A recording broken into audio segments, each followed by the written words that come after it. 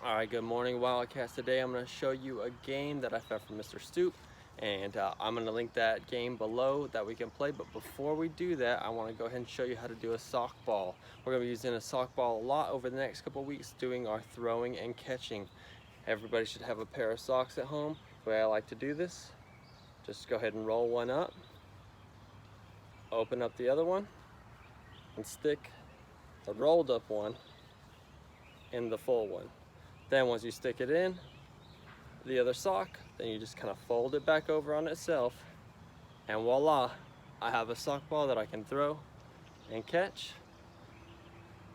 And we can throw this overhand or underhand. So let's make sure that you know how to do the sock ball. I'm going to show you one more time, that way we're not confused. So we start out with our two socks.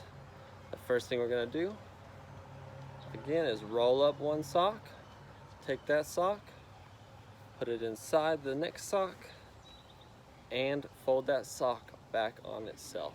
And so the way I finish my sock ball, it's inside out. All right, and again, we can use this to throw overhand over the next couple weeks, or we can use it to throw underhand over the next couple weeks. So I'm very excited about the use of a sock ball. Everybody should have a pair of socks at home. Today you will also need a laundry basket and possibly some sort of plastic cup or solo cup or something like that, and some sort of soft toy to put on top of that cup. So let's have a great day, Wildcats.